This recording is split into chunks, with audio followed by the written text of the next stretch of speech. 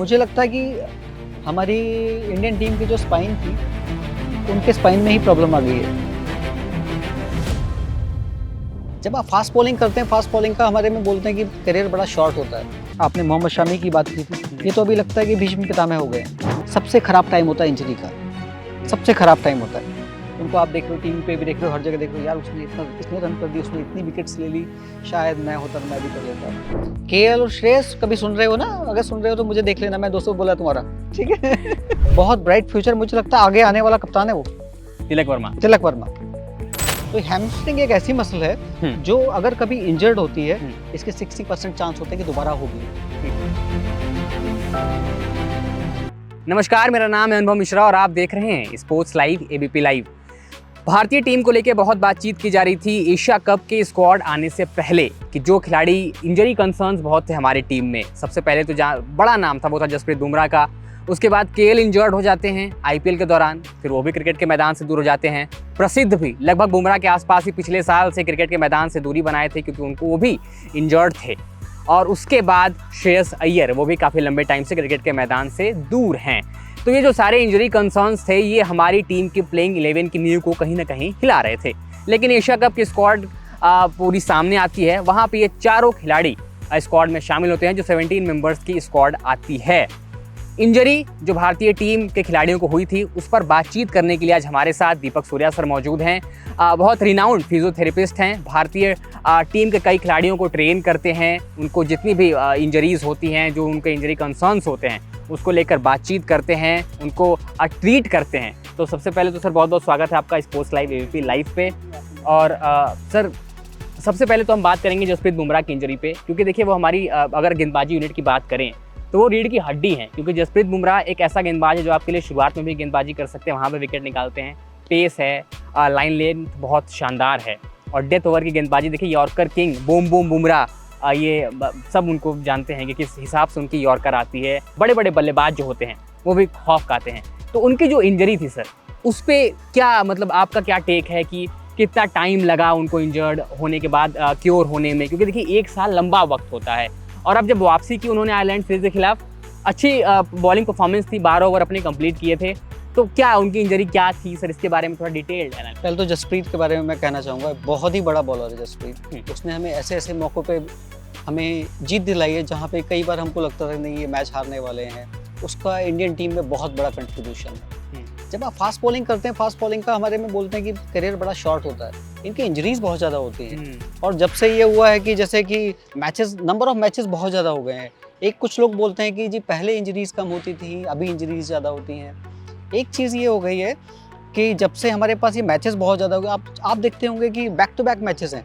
अभी जैसे Asia cup खत्म होगा, आपका ये वर्ल्ड कप आ जाएगा। इससे पहले कुछ और सीरीज़ चल रही थी, बाद में कुछ और सीरीज़ चल रही होती है, फिर आईपीएल चल रहा होता है, कोई और लीग चल रही होती है। मैं सिर्फ इंडिया की बात नहीं कर रहा, जैसे फॉरेन प्लेयर्स हैं, वो कभी कोई लीग खेल रहे हैं तो कोई T10 खेल रहा है, कहीं कोई अमेरिका में खेल रहा है, कोई एफ्रो लीग खेल रहा है। उसके बाद वो सारा साल वो घूमते रहते हैं। इसकी वजह से होता क्या है, वियर एंड टियर ज़्यादा होता है। और जब आप फास्ट बॉलिंग करते हो, सबका आप सब हर बॉलर का देखोगे, जैसे आप बुमराह का ही देखेंगे, आप एक्शन बिल्कुल यूनिक है, बिल्कुल डिफरेंट एक्शन है।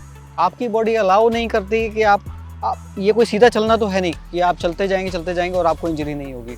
आपको एक लेग पे आना है और उस लेग पे आके आपको पूरी बॉडी को ट्विस्ट करना है।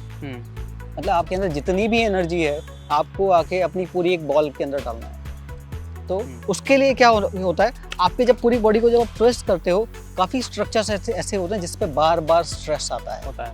इसलिए काफ़ी लोग ऐसे होते हैं जिसमें स्ट्रेस फ्रैक्चर्स आ जाते हैं। बुमराह को भी लोअर बैक स्ट्रेस फ्रैक्चर था। अगर आपको ना पता हो तो बता दें कि बुमराह लगभग 1 साल से क्रिकेट के मैदान से दूर थे और लोअर बैक स्ट्रेस फ्रैक्चर जो उनकी समस्या थी, उससे वो काफी परेशान। इसीलिए मैं भूमिका बना रहा था। हाँ, इतने लंबे टाइम से। अगर आपको पता हो कि ये जो सारी स्टार्टिंग बातचीत थी, अगर आपको लग रहा हो कि कहाँ से ये बात आ रही है, अब देखिए ये होता है ये है जो हमारे साथ आज बैठे हैं। ये स्ट्रेस पढ़ के जैसे होता है ना, आपने देखा होगा कि वो एक कहावत होती थी कि जी रस्सी बार बार आती है, पत्थर पे निशान बना के जाती है।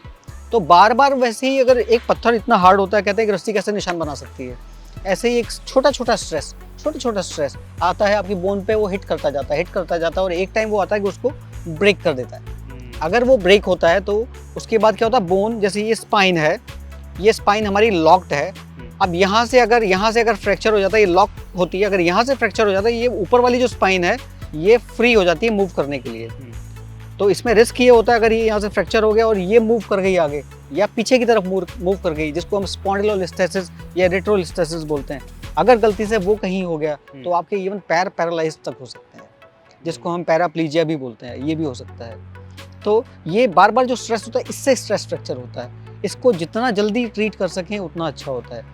दो मेथड्स होते हैं, एक तो होता है कंजर्वेटिव, जिसको शायद पहले बीसीसीआई ने ट्रीट किया होगा, कंजर्वेटिवली हम इसको ट्रीट करके देख लेते हैं, और वो चीज़ें जब फेल हो जाती हैं तो फिर हमें सर्जिकल इंटरवेंशन पे जाना पड़ता है। ओके।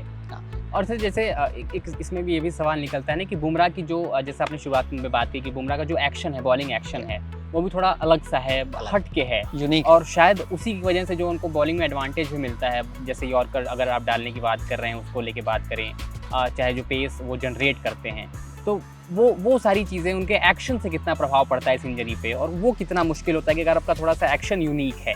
और जैसे आपने शुरू में बात कही कि जैसे फास्ट बॉलर्स जो होते हैं वो इंजरी कंसर्न से जूझते हैं। अभी आप देखिए बहुत सारे फास्ट बॉलर्स थे, जैसे शॉन टेट, इसका सबसे बड़ा एग्जांपल ऑस्ट्रेलियन गेंदबाज थे, फिर डेल स्टेन।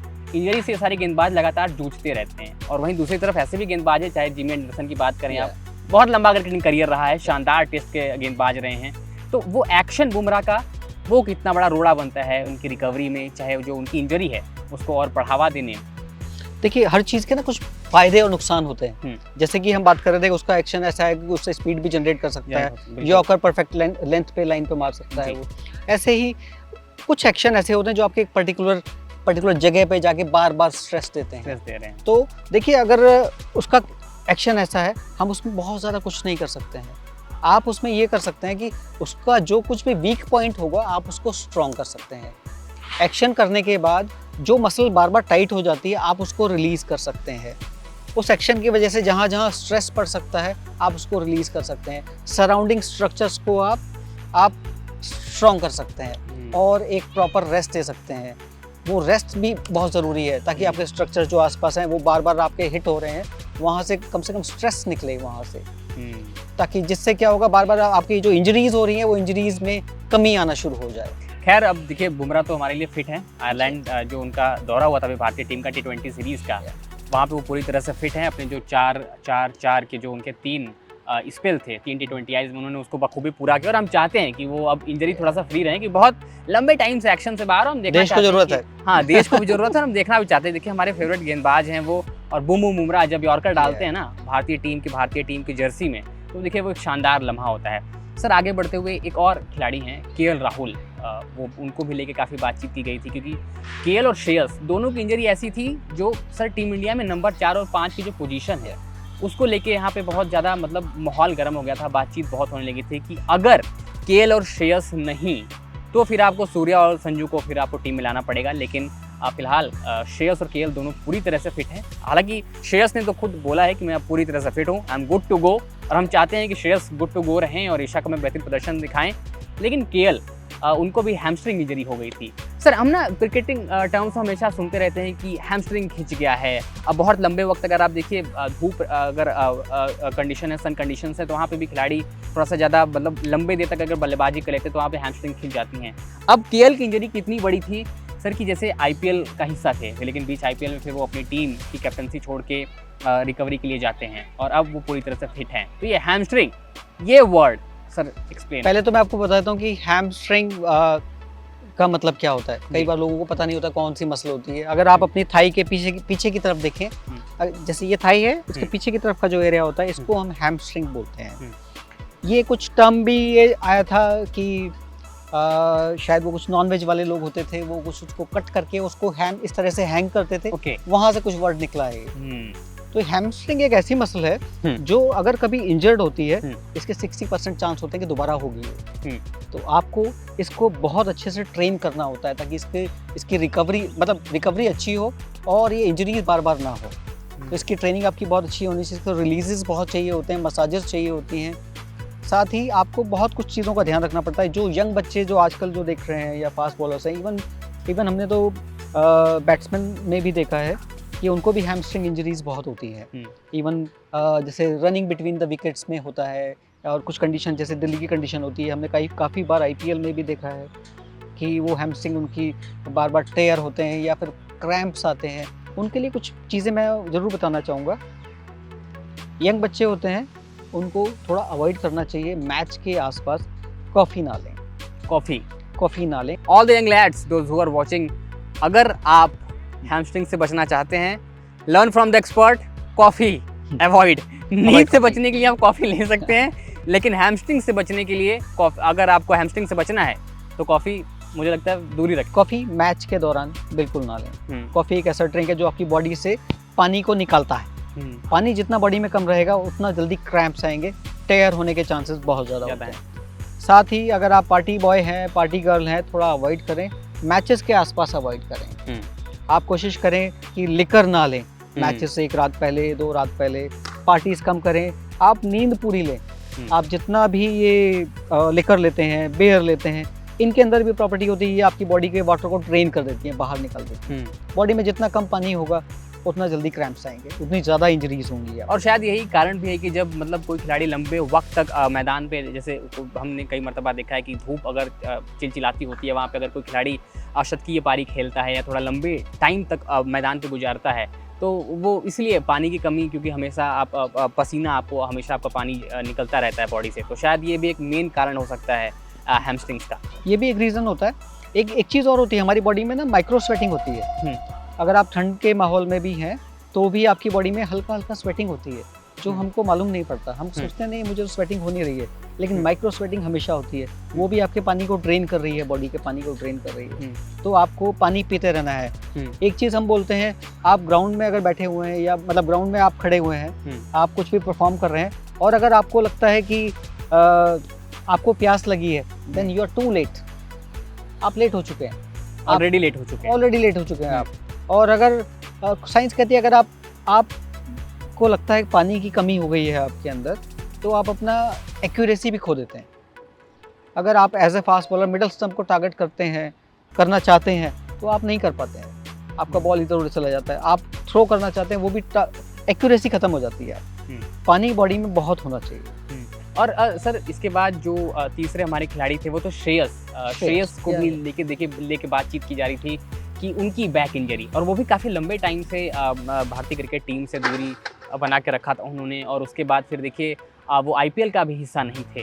तो श्रेयस की बैक इंजरी, इसके बारे में मुझे लगता है कि हमारी इंडियन टीम की जो स्पाइन थी, उनके स्पाइन में ही प्रॉब्लम आ गई है। बिल्कुल, नंबर 4 पे देखिए, ये अब क्या बात यहाँ बोलना ही नहीं, expert once expert will always be expert वाली बात हो जाती है कि देखिए नंबर 4 पे श्रेयस अय्यर। सर इशारों में बहुत कुछ बोल दे रहे हैं, जिसको समझ में आया वो नंबर 4 और 5 की जो पेज फंसी थी सिलेक्शन से पहले, वो आपको पता होगा, क्योंकि देखिए नंबर 4 पे अगर श्रेयस अय्यर नहीं तो उनसे बड़ा डिपेंडेबल बल्लेबाज कौन होगा? संजू होंगे या सूर्य कुमार यादव होंगे। सूर्य कुमार यादव, संजू दोनों को ओडीआईज में लगातार ट्राई आउट किया जा रहा था, लेकिन श्रेयस ने बहुत मतलब कंसिस्टेंसी के साथ परफॉर्मेंस। श्रेयस ने अभी बहुत अच्छा, अभी बेंगलोर में मैचेस हुए हैं, बहुत अच्छे रन्स किए। Insights coming out guys. बहुत अच्छे रन्स किए उसने, और उसने बहुत अच्छा बोला है कि मुझे अब इंजरी रिहैब के लिए दोबारा मत बुलाना।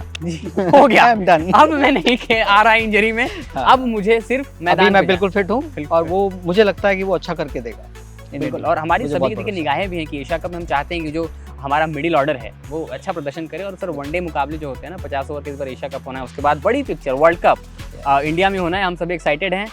तो वहाँ पे हम चाहते हैं कि जो हमारी नंबर 4 और 5 की समस्या है, श्रेयस और केएल, उसको बखूबी पूरी कर दें। क्योंकि सर देखिए ऋषभ पंत, अभी हम उस पर भी आएंगे, ऋषभ पंत के बारे में बात करेंगे, क्योंकि उनका तो सर बड़ा अनफॉर्चुनेट था और काफ़ी लंबा वक्त हो गया, अब तो लगभग दूर हुए 8-9 महीने हो गए, दिसंबर में सारा हादसा हुआ था उनके साथ। लेकिन सर श्रेयस की एक बार वहीं आते हैं कि बैक इंजरी, वो उसे रिकवर करना कितना मुश्किल होता है। उसके बाद जब आप वापसी तो करते हैं सर, लेकिन क्या आपके लिए आसान होता है आपके एक्शन को दोबारा उस तरीके से लाना, आपकी बैटिंग स्टांस को दोबारा उसी प्रॉपर पोजीशनिंग से शुरू करना कितना मुश्किल होता है? और क्या मतलब अगर आप रिहैब में, चाहे आप national cricket academy NCA Bangalore में हैं, रिहैबिलिटेशन में हैं, आप चल रहे हैं, तो वहाँ पे क्या एक्सरसाइजेज होती हैं जो एक खिलाड़ी एज अ बैट्समैन आप करते हैं उभरने के लिए बैक इंजरी से?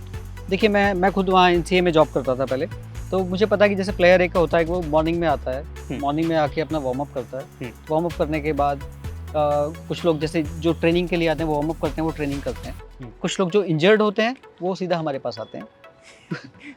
जी, वो सीधा हमारे पास आते हैं। हम लोग उनको असेसमेंट करते हैं कि हाँ आज आप कैसे हो, क्योंकि पिछले दिन हमने कुछ उनको रिहैब एक्सरसाइज कराई होती है।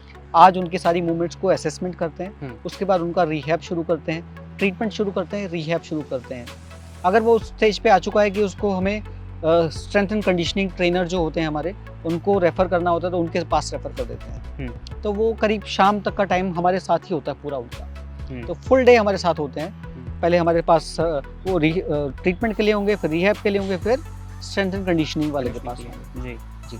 तो जैसे श्रेयस है या कोई भी ऐसा जो प्लेयर आता है, सबसे ख़राब टाइम होता है इंजरी का, सबसे ख़राब टाइम होता है। एक पता है सबसे ख़राब टाइम क्या होता है कि आप देख रहे होते हैं कि आपके साथ वाले जो लोग होते हैं वो आके अच्छा खेल रहे हैं, उनको आप देख रहे हो, टीवी पे भी देख रहे हो, हर जगह देख रहे हो, यार इसने रन कर दिया, उसने इतनी विकेट्स ले ली, शायद मैं होता तो मैं भी कर लेता। या किसी के साथ कुछ ऐसा होता है, मान लो ऋषभ पंत था या कोई भी था, किसी कुछ एक्सीडेंट हो जाए तो वो आदमी वो करता है कि नहीं मैं शायद उसने ऐसा नहीं करता तो मेरे साथ ही ऐसा हो जाता है। वो फेस बड़ा ख़राब होता है। फिर उसमें भी अगर आपके साथ मान लो अगर कुछ ऐसा होता है कि आपका रिहैब ठीक नहीं चल रहा हो या आपको पेन्स काफ़ी हैं या आपकी सर्जरी हुई है, तो आदमी डिप्रेशन में बड़ा आना शुरू हो जाता है। जी, ये एक बहुत अच्छी चीज़ है बीसीसीआई की जो एनसीए फॉर्म किया हुआ है। एटलीस्ट डेली फिजियोस ट्रेनर से आप मिलते रहते हो, तो आपका डेली ट्रीटमेंट होता है। और सबसे अच्छी चीज़ कि आपको पैसे नहीं लगते। तो अगर आपके पास पैसे हैं, बहुत ज़्यादा नहीं है, वैसे तो आजकल सारे क्रिकेटर्स के पास पैसे होते हैं जी, लेकिन फिर भी अगर आपको बहुत ज़्यादा पैसे नहीं, आपने न्यू आपने ज्वाइन किया क्रिकेट, तो अगर आप एलिजिबल हैं तो आप एनसीए जाके अपना ट्रीटमेंट करा सकते हैं। ठीक है। सर फिर एक हमारे तेज गेंदबाज हैं, इनको भी एशिया कप में जगह मिली है स्क्वाड में, प्रसिद्ध कृष्णा, और इनकी भी गेंदबाजी को लेके काफ़ी बातचीत की जा रही है। क्योंकि देखिए हमारे पास तेज गेंदबाजी की अगर आप बात करें तो शामी, सिराज और बुमराह, ये तो हमारे देखिए लीगल पेस अटैक हमारे पास बरकरार है। अगर कोई चौथा पेसर अनफॉर्चुनेटली अगर कोई इंजर्ड हो जाता है, हमारी जो तीन मेन पेसर्स हैं, तो फिर वो चौथी जगह प्रसिद्ध कृष्णा के पास ही है। वो एकदम फॉर श्योर है एशिया कप के लिए। प्रसिद्ध कृष्णा भी सर, लेकिन उनकी जो इंजरी थी वो मैं जो पढ़ पा रहा था वहाँ पे था कि लंबर स्पाइन इंजरी थी। ये एक बड़ा अलग सा कॉन्सेप्ट है, मतलब बहुत सारे लोगों को नहीं पता होगा इस इंजरी के बारे में कि ये क्या है। हैमस्ट्रिंग तो चलिए हम सुनते आते हैं, क्योंकि क्रिकेट में अगर आप देख रहे हैं तो हैमस्ट्रिंग बड़ा एक कॉमन सा टर्म है जिसके बारे में आपने अभी बखूबी एक्सप्लेन किया। ये सुनते आ रहे हैं। बैक इंजरी भी चलिए समझ में आती है कि बुमराह का जो एक्शन है वो लगातार आपने समझाया कि एक ही जगह जब प्रेशर पड़ता है। तो lumbar spine injury, lumbar spine भी वही चीज़ है, लोअर बैक इंजरीज इसको हम बोलते हैं। तो यूजुअली इसमें होता क्या है कि ज़्यादातर क्या होता है कि आपकी डिस्क निकल के बाहर आ जाती है, वो आपके नर्व पे प्रेशर डालना शुरू कर देती है, और उसकी वजह से क्या होता है जो नर्व हमारे नीचे की तरफ आती है वो प्रेशर डालती है, और वो आपके हिप एरिया में, हैमस्ट्रिंग में, काफ में पेन आना शुरू हो जाता है, या आपके लोकलाइज्ड आपके कमर के लोअर पार्ट में आपको पेन आना शुरू हो जाता है। तो ये फास्ट बॉलर्स में बहुत ही ज़्यादा कॉमन है। इवन कॉमन जो मैन है उनमें भी हम बोलते हैं कि करीब 80% लोग कभी ना कभी लो बैक पेन से सफ़र करते हैं। ये एक बहुत इंपॉर्टेंट चीज़ है। जितने भी बच्चे यहाँ पे जो आपका ये प्रोग्राम देख रहे हैं या जो कोई भी प्लेयर्स देख रहे हैं, उनको मैं ये कहना चाहूँगा, जब कभी भी आपको लगता है लोअर बैक इंजरी आपकी हो रही है, आप किसी अच्छे फिजियो के पास जाइए, अच्छे ट्रेनर के पास जाइए, अपना पूरा असेसमेंट कराइए, आपकी कौन सी मसल टाइट हो रही है या किस वजह से आपको वहाँ पे लोड पड़ रहा है बार बार। और अगर आपको वहाँ पे लोड पड़ रहा है तो आपकी आसपास की मसल्स को स्ट्रॉन्ग कीजिए। जो स्ट्रक्चर्स टाइट हैं, यूजुअली कई बार क्या होता है हमारा हिप फ्लेक्सर टाइट हो जाता है। हिप फ्लेक्सर वो एक मसल होती है जो हमारे पैर को आगे लेके जाता है, और हमारी जैसे बॉडी में हर काम हम आगे की तरफ करते हैं। तो जैसे भागना है तो हम आगे की तरफ भागते हैं, पीछे तो बहुत ही कम लोग भागते हैं, कभी कभी भागते हैं। तो आगे हमारा जो हिप फ्लेक्सर है ये टाइट होना शुरू हो जाता है। ऐसे ही हमारी लोअर बैक जो होती है टाइट हो जाती है। कई लोगों में आपने देखा होगा कि बैक में आर्च आना शुरू हो जाता है, कमर अंदर चली जाती है। ऐसे कुछ स्ट्रक्चर्स होते हैं, उनको आइडेंटिफाई करना होता है कि आपको पेन आ क्यों रहा है, कहाँ से आ रहा है। तो इनको रिलीज करना बहुत जरूरी है। जैसे प्रसिद्ध कृष्णा है, प्रसिद्ध कृष्णा के केस में क्या है कि इसको बहुत अच्छे फिजियोस मिले हुए हैं, ट्रेनर्स अच्छे मिले हुए हैं, ये अभी रिलीव हो गया और आगे मेरे हिसाब से ये है कि अच्छा जाएगा आगे।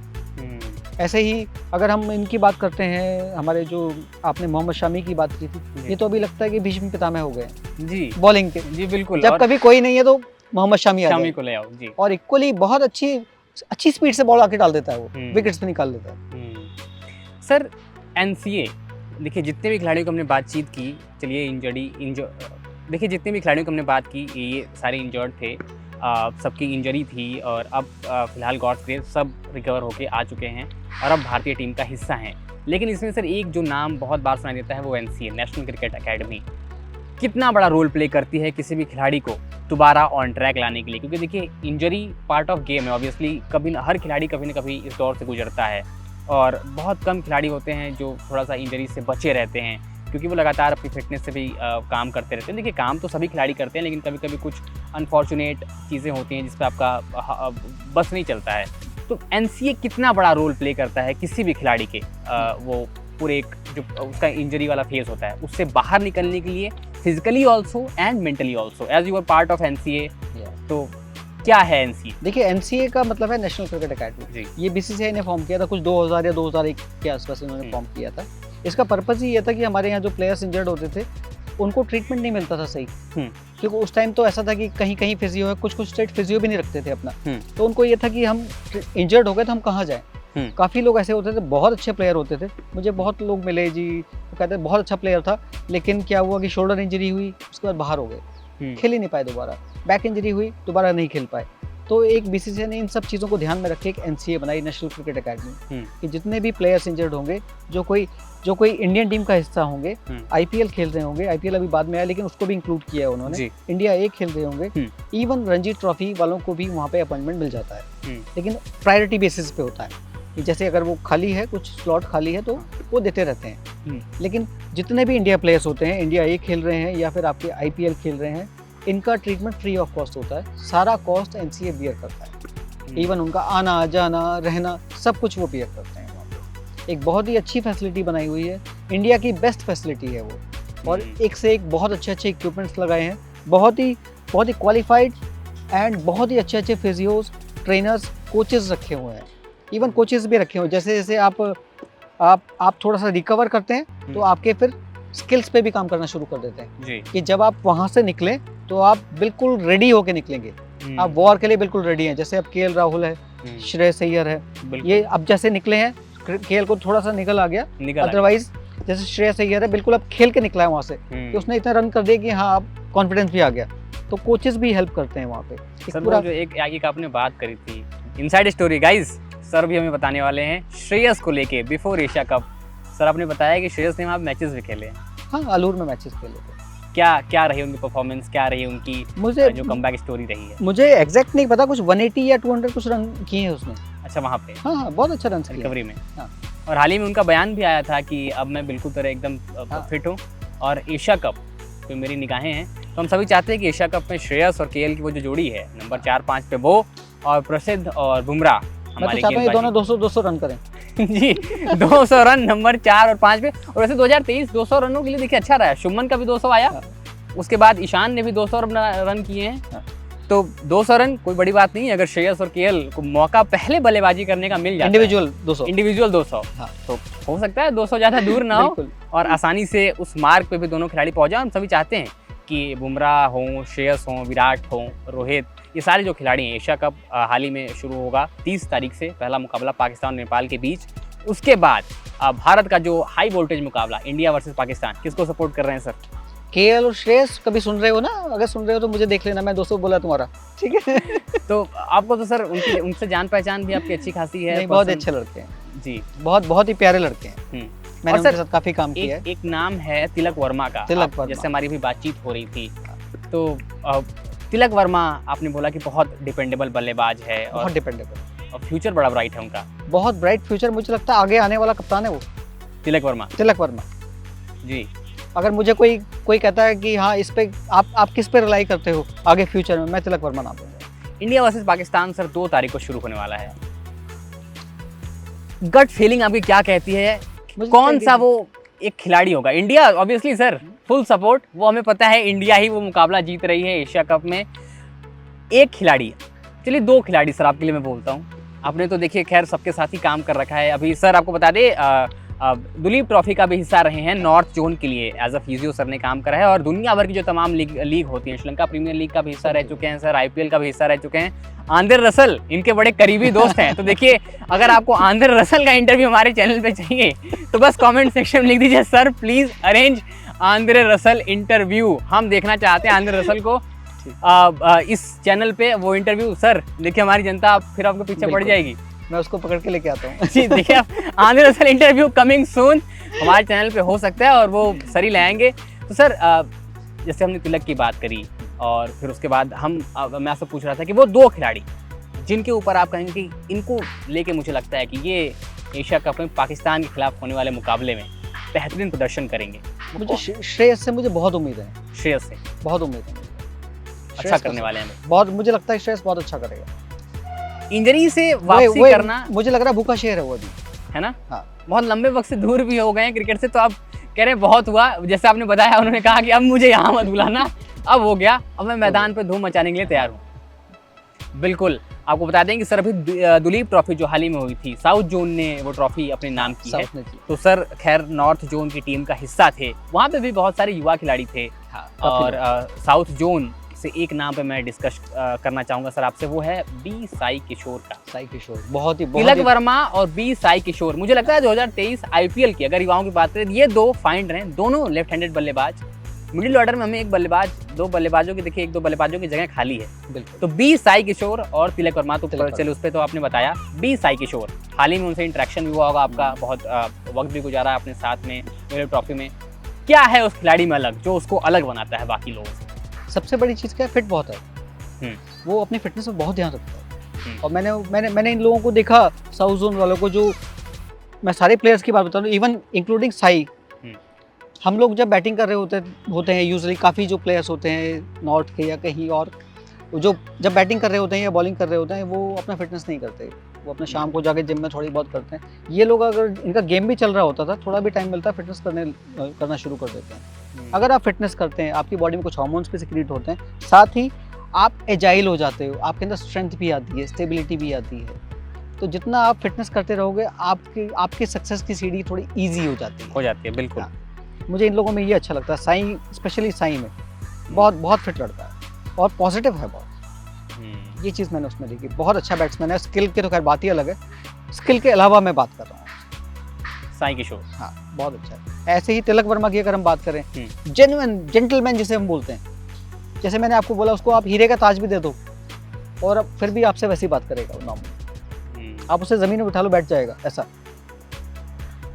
तो जैसे आपने देखा, हमने बातचीत करी पूरा शुरुआत से, कैसे श्रेयस इंजर्ड हुए, केएल इंजर्ड थे, बुमराह इंजर्ड थे, इन सभी जो हमारी की प्लेयर्स हैं, जो की प्लेयर्स होने वाले भी हैं to watch out for in world cup and before that in Asia cup, तो इनकी इंजरी के बारे में हमने बात की। फिर युवाओं के बारे में हमने बात की कि कैसे वो भारतीय टीम के आगे चल के रीढ़ की हड्डी बनने वाले हैं। और हमारे पीछे आप देख सकते हैं बैकग्राउंड में कि यहाँ पे बहुत सारे सुपरस्टार, फ्यूचर सुपरस्टार यहाँ पे रेडी हो रहे हैं। तो ये हमारे साथ इन कॉन्वर्सेशन थे दीपक सूर्या सर, रिनाउंड फिजियोथेरेपिस्ट, जैसा आपको मैंने बताया कि दुनिया भर की तमाम लीगों में टीम के साथ जुड़े रहते हैं। भारतीय क्रिकेट की बात करें तो यहाँ पे डोमेस्टिक लीग्स में भी लगातार एक्टिव रहते हैं। अभी मैंने बताया दुलीप ट्रॉफी का भी हिस्सा थे नॉर्थ जोन टीम का।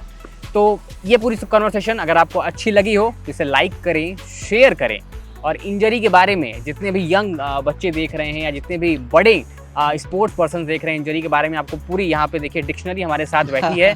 तो कमेंट में जो भी आपके डाउट्स हैं, क्वेश्चंस हैं, वो हमें कमेंट्स में ज़रूर भेजें कि अगली बार जब हमसे सर मिलें तो हम पूरी वो एक क्वेश्चन बुक लेके आएँ सर के सामने और रखें कि देखिए ये सारे सवाल हैं हमारे दर्शकों ने आपसे पूछे और इसका जवाब दीजिए। और अगर आपको ये वीडियो पसंद आई हो तो इसे लाइक करें, शेयर करें, और स्पोर्ट्स से जुड़ी तमाम खबरों के लिए सब्सक्राइब करें हमारे channel sports live ABP live का।